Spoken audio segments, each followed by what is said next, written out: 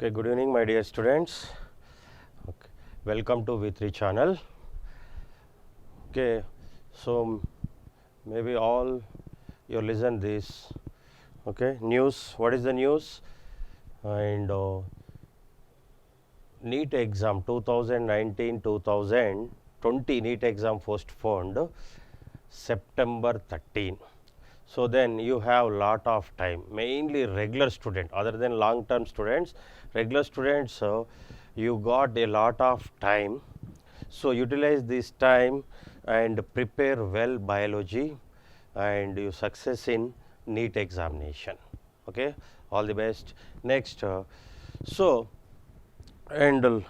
last class we discussed in plant kingdom and total gymnosperms.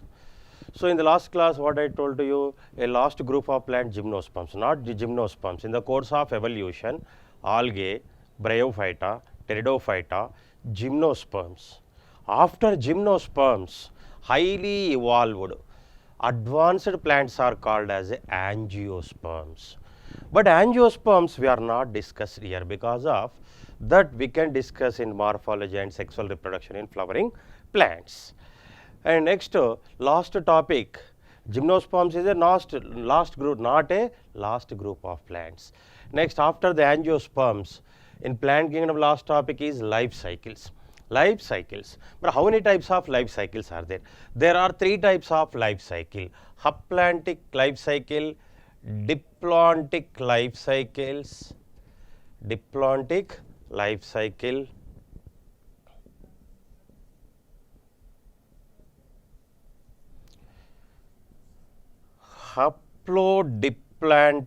cycle, haplodiplantic life cycle.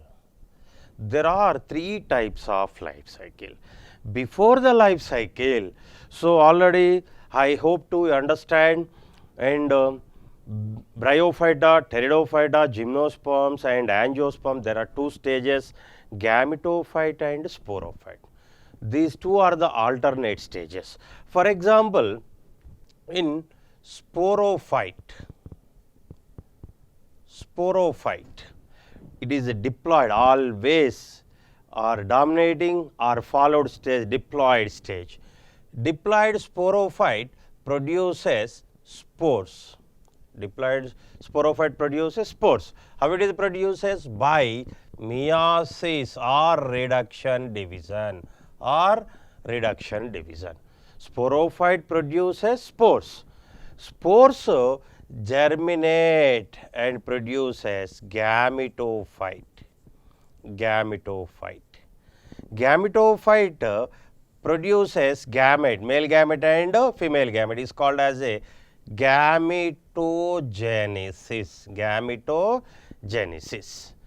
Gametogenesis. What is gametogenesis? Formation of gametes is called as a gametogenesis. After fusion of male and female gamete to produces zygote. Zygote is diploid zygote. Again zygote develops into a embryo. Embryo develops into a sporophyte.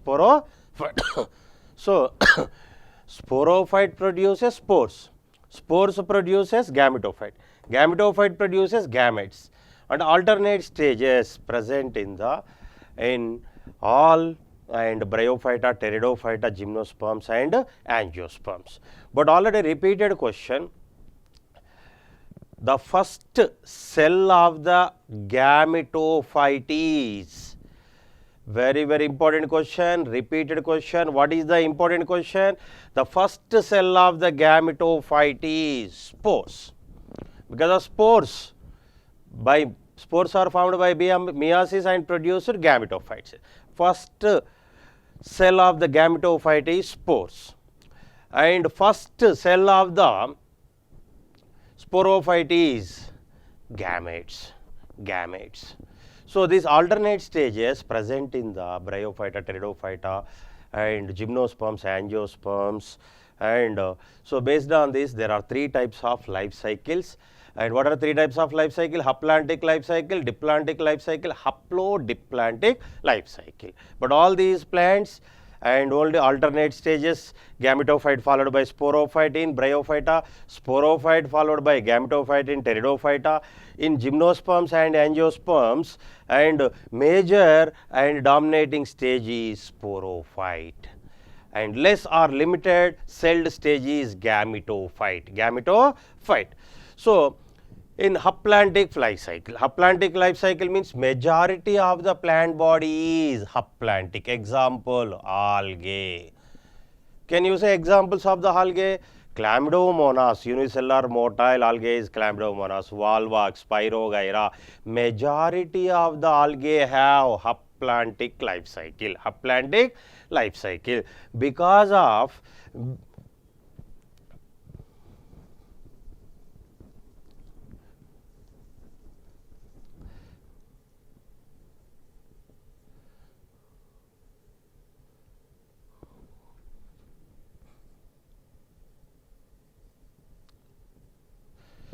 zygote undergoes meiosis or reduction division, produces haploid spores. Very, very important. Thallophyta means thallus body, not differentiated roots, stems and leaves. So, in such plants, in Thallophyta plants, zygote undergoes meiosis or reduction division, produces spores. They are called as a meiospores. Meiospores germinated during the favorable condition and produces gametophyte. Formation of gametes is called as gametonymy. Majority of the plant body is haploid. Only zygote is diploid. Hence, such plants life cycle is called as a haplantic life cycle. Haplantic life cycle is example algae. Haplantic life cycle algae. Algae example Chlamydomonas, Volvox, Cara, Vacheria, they are all the algae life cycle is haplantic life cycle. But few algae have diplantic or haplodiplantic life cycle. Next, diplantic life cycle. So, in the majority of the plant body is sporophyte. Sporophyte is produces spores. Sporophyte produces spores. Spores germinated and produces gametophyte. Then later fusion of the gametes form a zygote and embryo. These are all the majority of the plant body except this stage. Remaining majority of the plant body is diploid. So, and these life cycles are called as a diplantic life cycle. Diplantic life cycle examples, very, very important, gymnosperms,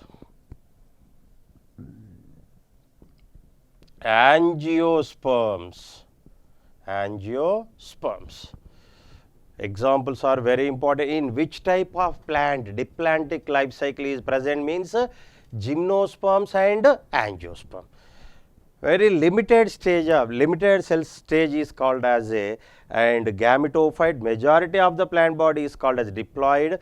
Diploid stage is called as a sporophyte. Hence, such plant life cycle is called as a diplantic life cycle. Diplantic life cycle example gymnosperms and angiosperms, and also fucus. Fucus is the example of the brown algae.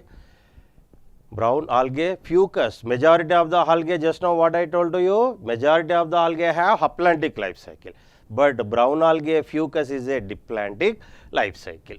Next, haplodiplantic life cycle. Haplodiplantic life cycle means, for example, this is the sporophyte. Sporophyte produces spores. Then later spores germinated develops into a gametophyte.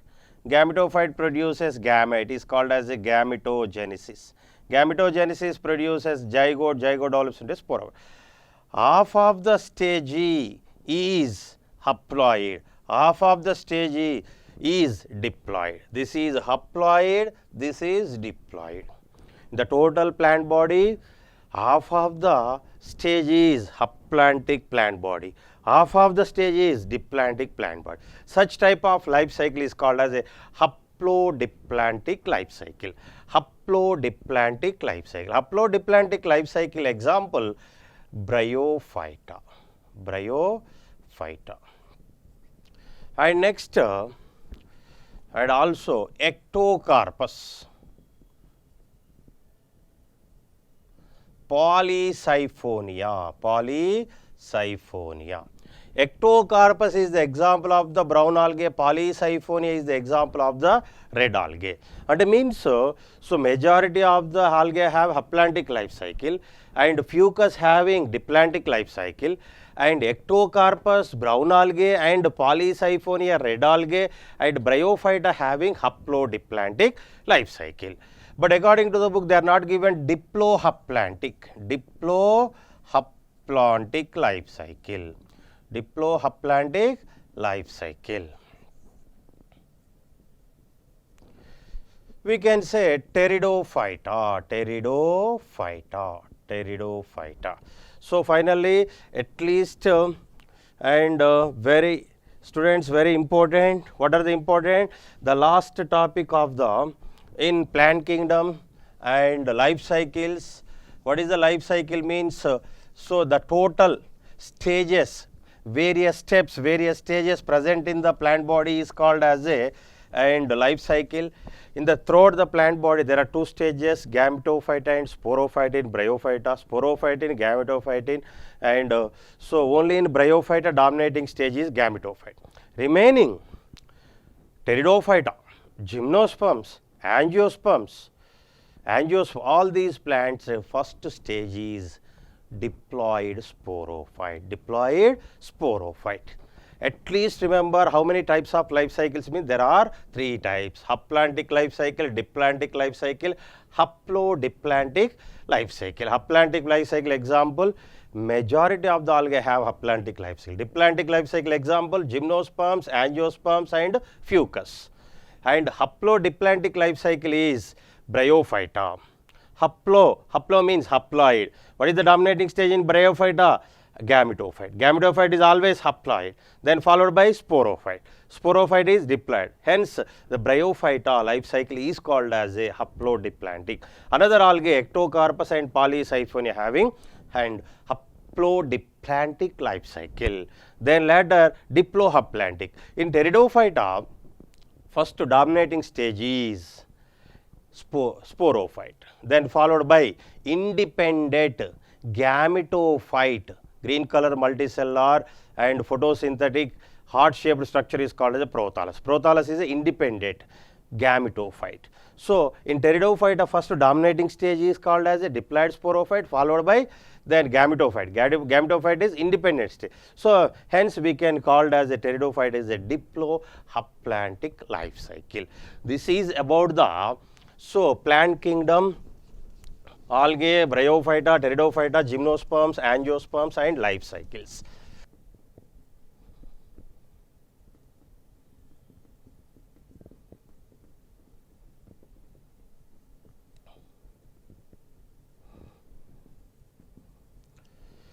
Next lesson, very important, easy, and most of the students or many students, and in the end of the first year, and they are neglected and this topic, and if you are understand without reading, you can answer the question. But how many questions you are getting from this lesson?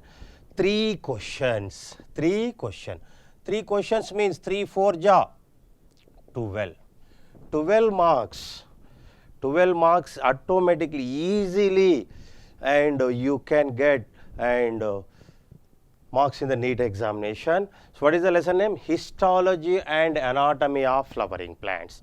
Already you studied, while you are studying branches of botany and morphology. Morphology, there are two types, external and internal morphology. Internal morphology divided into a histology and anatomy. What is meant by histology? Histology study about different types of plant tissue is called as a histology. What are the different types of tissues? Parenchyma, collenchyma, sclerenchyma, xylem, phloem. They're all the different types of tissue. Study about different types of plant tissue is called as histology. But what is anatomy? Study about internal structure, not external, internal structure of the root, stem, leaf is called as a anatomy. Anatomy. So, what is meant by tissues? Tissues. A group of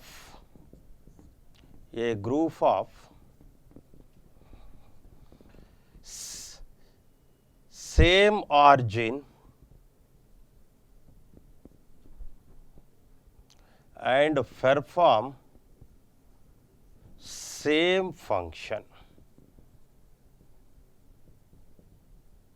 is called tissue. A group of same origin and perform same function, same or dissimilar function is called as a tissue. Before the tissue, cells. How to formation of tissue? Cell. What is cell? Structural and functional unit of the organism is called as a cell. Cells to form a, cells divided continuously to form a tissues. Tissues. What is tissue? Just now I gave definition. What is the cell? A structural and functional unit of the organism is called as a cell. Cells together to form a tissues. Tissues to form a organ.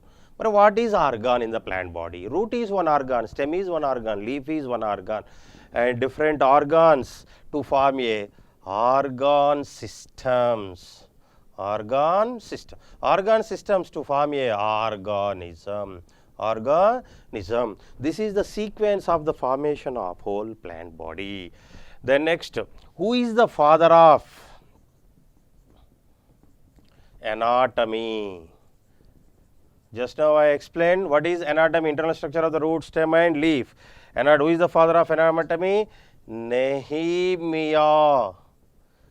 Grew, father of anatomy. So, who reported curly top virus? Curly top virus reported by Catherine Isu. Catherine Isu. Catherine Isu. But how she is reported means, so phloem conducting tissue in the plant body. The virus transfer or transported through the phloem tissue. Then later it helps to understand the anatomy, helps to understand the anatomy. What is anatomy means? Just now I said study about the internal structure of the root, internal structure of the stem, internal structure of the leaf, internal structure of the leaf. Okay. So, once again children, so in next lesson, histology and anatomy of flowering plants, how many marks? And you are getting from this lesson, chapter means 3 questions, each question carrying 4 marks, 3 4 12. Okay. Histology means study about different types of plant tissue is called as histology. Anatomy means study about the internal structure of the root, stems and leaves is called as anatomy. What is the tissue? A group of similar origin, similar function is called as a tissue. But how to formation of organism? Is structural functional unit of the organism is called as a cell. Cells to form a tissue, tissues to form a organ to form a organ system, then later to form a organism. Who is the father of anatomy means Nehemiah Grew. So, who reported curly top virus? It means Catherine Isu. But how it is transported? This virus transported through the food conducting and complex tissue is called as a phloem. Then after the reporting this and virus, and it is helps to understand the anatomy of the plant body. Anatomy of the plant. Next, tissues. There are 2 types of tissues. How many types of tissues? There are 2 types of tissues. Okay, tissues, there are two types of tissues. Meristematic tissue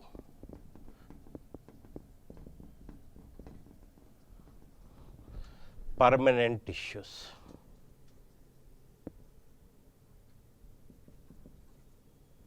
How many types of tissues are there? There are two types of tissues, meristematic tissue and permanent tissues. But what is the differences between the meristematic tissue and permanent tissues? In Greek language, meristos means divided. Meristematic tissue means actively dividing tissue. So, meristematic tissue based on the origin.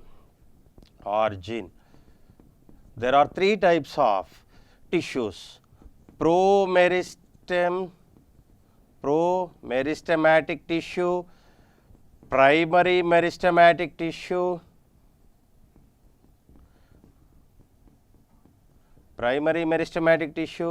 secondary meristematic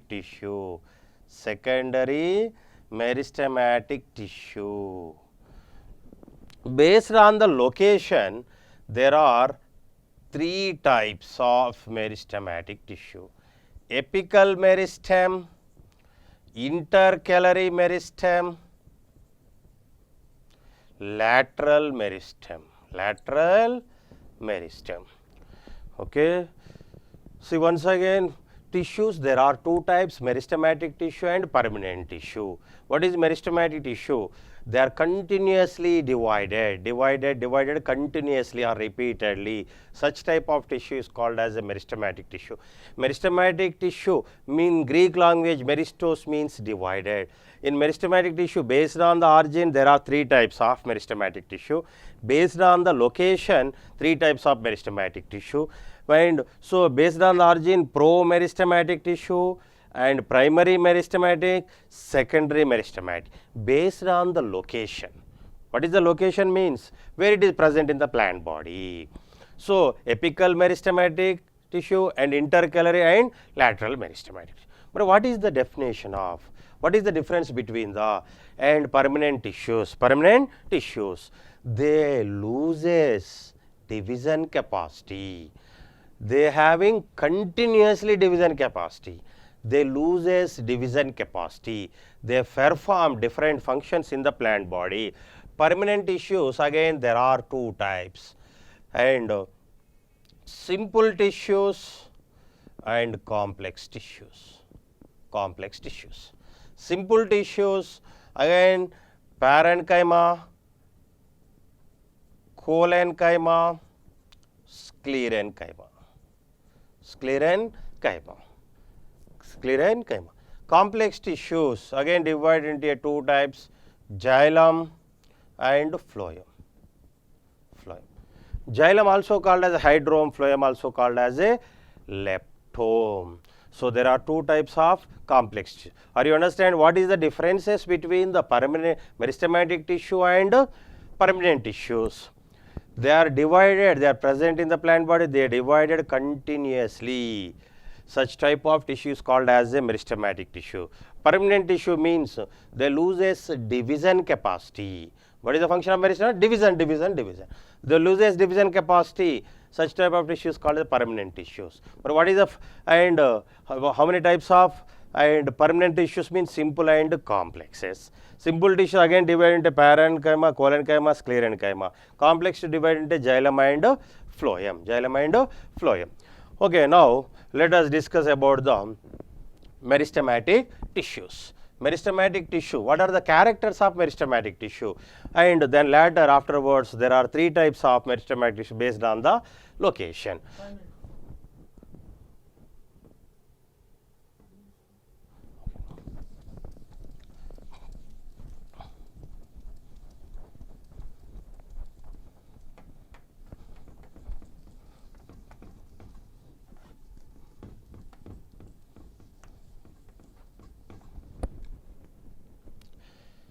Meristematic tissue, meristos means divided. The cells are spherical the shape of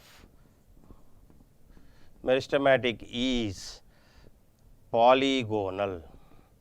Polygonal. Cell walls are made up of cellulose, and large nucleus, small vacuole